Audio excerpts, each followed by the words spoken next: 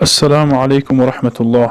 یکی از کارها و کسبهایی هست که بین تمام خلق الله مشهور هست، اون تجارت هست، سودا هست. انشالله که همراه به تفصیل بیان میکنیم، نظر کنید. خیلی که اکنون ما دیدیم که اینجا بیع مرابحه و تولیه. در حقیقت این موضوع در بسیاری شاید که برادران معلوم باشد، انشالله بیان میکنیم که سودای مرابحه و تولیه چی هست. مرابحه در متون ما میگویند که در تمامی بگیم که متون همین خیلی تعریف کردگی هستند. مرابحه نقل کردن اون چی که مالک شده است به عقد اول و پول اولش با همراه زیاد کردن فایده. یعنی که یک نفر میگوید که من همین مال همین قدر پول خریدم، در بالای همین مال کرده چند سومی مونده استم. مثلا که اون مال شاید 10 سومان باشد، میگه من 10 سومان خریدم اما در بالاش فقط 2 سومان مونده استم که 12 سومان به تو فروخته استم. ایران مرابحهش میگن. و تولیه چیزا میگن؟ تولیه نقل کردن، یعنی که از یک جا میخره به دیگه چون میبرد با اون چی که مالک شده است به عقد اول به ثمن اول از غیر زیاد کردن چی در فایده. یعنی که یک نفر مال میخرد به جای دیگر میبرد، شاید که کاری اون برار نمیگیرد، همون به قیمت خودش میدهد. یا اینکه یک نفر دیگر مثلا که اون میاد میگه که همین را به نرخ خودش میتی به من که من بخرم همین مال تا همش مثلا یک بار میخرم. میشود این چیزها، میشود که همین خیل سودا شود. اگر اما در این چی نازکی هست در این مسئله، چه خیلی که الان میبینید این نوعهای سودا در ما بسیار وقت این سودای ما حرام میشود و نادرست میشود، اما ما فکر میکنیم که سودای ما شیدگی هست. چه خیلی که دیدین اون سوداگر میگه که من همین خریدم با من نرخ خودش دودیستم میگه، یا اینکه میگه که من در بالش فقط 10 سومونی موندگی هستم، چیزی باشد مثلا که 100 سومون باشد میگه در بالش 10 سومون موندم دیگه زیاد نموندم. اگر دروغ بگد این پولی که از اون درآمد میکنه حرام هست، درست نیست است در شریعت. به همون خاطر انسان‌های هستند که در این حالتا باید چی بگن؟ باید بگن که به من همین قن افتیده است. یعنی که یک نفر یک لباس میخرد، یا اینکه یک گندم یا که جو میخرد، یک چند تن گندم یا که چند تن جو میخرد، اما از دیگه شهرها میاره داره. معلوم است که برو از دیگه جا میارن، چی لباسا باشه، چی پوشاکا باشه، چی خوراکا باشه، همش از بیرون میاد. مثلا در تاجیکستان معلوم است وقتی که در بالای اون اگر که اونجا بگیم رهد صرف کردگی هست و از اونجا بگیم که در درآمدنی مثلا اینکه حدود صرف کردگی هست و اونجا بگیم وکیل هایی که بار کردن و فروردن همش از صرف کردگی هست، اون نباید بگه که من همون بار همون خریدم به هم نرخ خودش رو دیستم. باید بگه که به من همین افتیده است، چون که هست اون صرفش در نظر گرفتم. میگه به من همین افتیده است، همین لباس ها هر یک کدامش به من 100 سومی غلطگی است، من با شما 110 سومی دو دیستم. چی به نرخ جمله باشد، اینکه آبتون دو دیسته باشد، چی دونه که اگر فروخته است باشد. وقتی که اگر بگیم به من همین فایده موندگی هستم بگه، این مرابحه می شود. وقتی بگید که من همون نرخ خودش دو دیستم بگد، این تولیه می شود. به همون خاطر انسان ها اگر که در همین گپ هاشون اگر دروغ بگن، اون باید اون پولی که از همین دروغ درآمد کرده هستن باید گردانه بدهن اونها را، باید این کارو نکنن. اگر که گردانه ندادن اون پولی اونها حرام هست. در این گپشون بسیار گناهکار کبیره شدگی هستند و بیع اونها فاسد هست. وقتی که بیع فاسد کشید اون یافتگی اونها درست نیست از خوردن استعمال کردنشون و فرزندهاشون اگر اونو بتن اگر اون فرزندهاشون در همین حرام شامل میکنن. در یک مسئله دیگر است که بعضی چیزهای هستن برادرها میپرسن میخرد قبض کردگی نیست.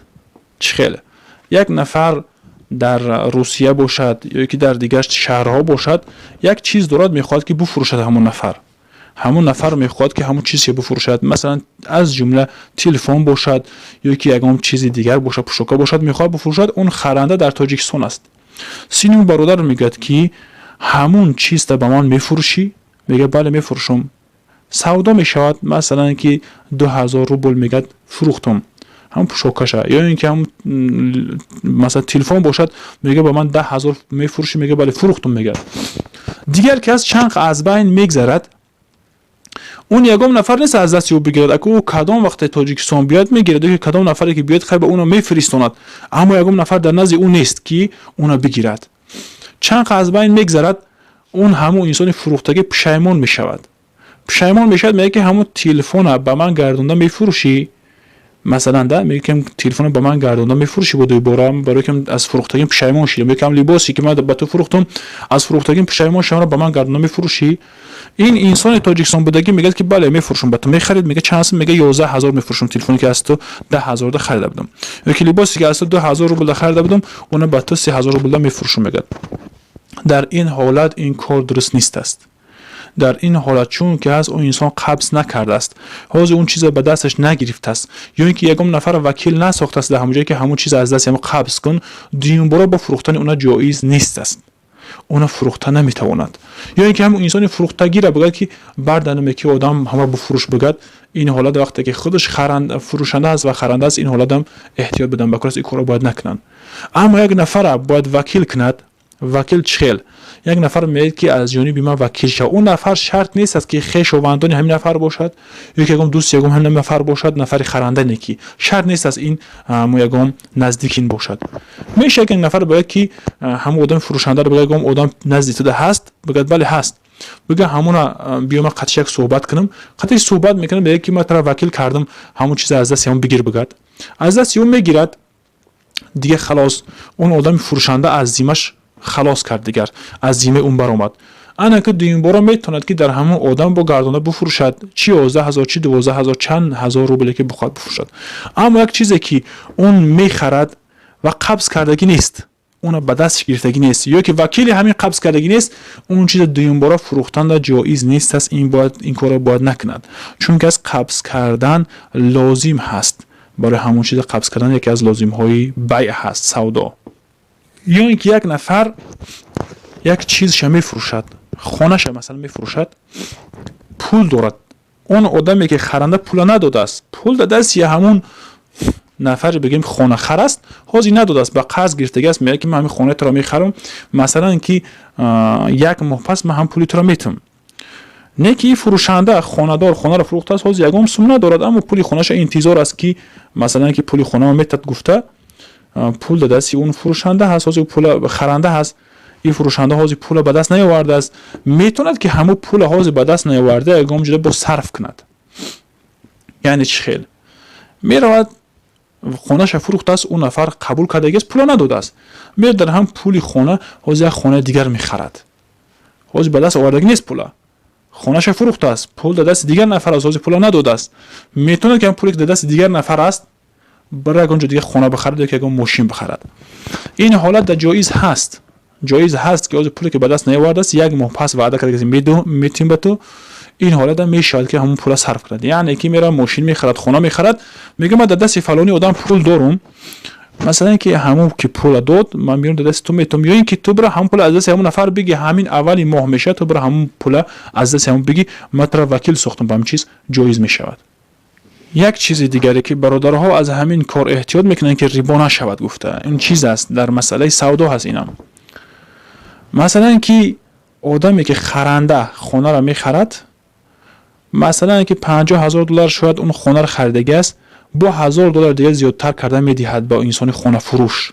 خرنده شاید خانه را میبینه معقول میشود، یا اینکه انسان خانه فروش شده مشکل دارد، پول با اون ضرور است، اما حالت در انسان خریدار میگه خیلی نمیگه با 1000 دلار دیگه بالا هم زیاد کرده دادم بگد، جایز است. این در ریبا نمیدارد اگر این شرط را گذاشتگی نباشد، اگر در ریبا نمیدارد این حالت، نه که شرط گذاشته من خانه رو به تو میفروشم با بالا اون در کرده 50000 دلار دا میفروشم، اما ما در با یگام 1000 دلار دیگه قرض میدی که ما بسیار ضرور هستم، این حالت در ریبا دا میدارد، درست نیست. از شرط مونان در حالت سودا خیلی در بالا شاید صحبت کنیم.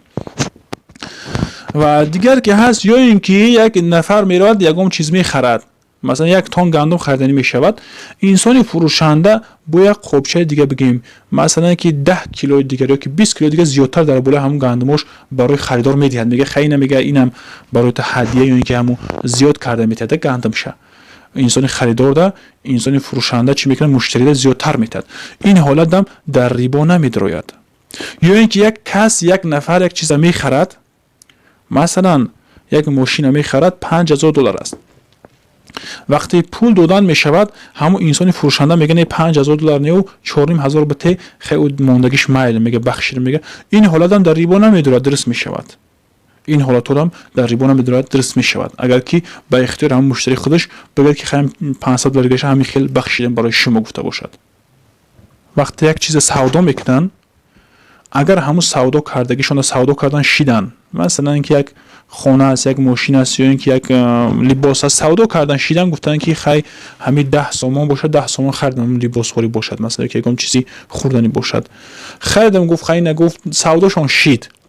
بعد اون انسان خریدار گفت که من ایره گفت حاضر پولش دادن نمیتونم، گفت میشه که این پولش یک هفته پس بدیم. مثلا یک لباس رو خریدست 10 سومان بود است، سودا کردن اون فکر کرد فروشنده که این مشتری الان پول میدهد، بعد سودا شدن با گفت که میشه که من همین پول بعد بدهم، مثلا یک هفته پس یا که 10 روز پس بدهم میشه. گفت اگر که در همین حالت اگر که بایی سوداگر اتفاق شدن، این حالت در این چی میشود؟ سودای معجلش میگن، وقت دار میشود دیگر. همون 10 روز که وقت موندگی باشه باید 10 روز بیاره بتید که گناهکار میشه خلاف وعدش کرد. اما یک نفر در قرض میدهد، پول میدهد قرض، اون وقت گذاشتن درست نیست است. وقتی که وقت گذاشت این یک شبه ربا دا میدارد، این حالت در گناهکار میشد انسان. اما در بار دادگیش باشد و چیز دادگیش باشد، اینها در وقت گذاشتنش ضرور میشود. این دین میگن، ایرا به عربی دینش میگن. اما پول میتی و مثلا که دیگر چیزها میتی، اونها در قرض میدارن.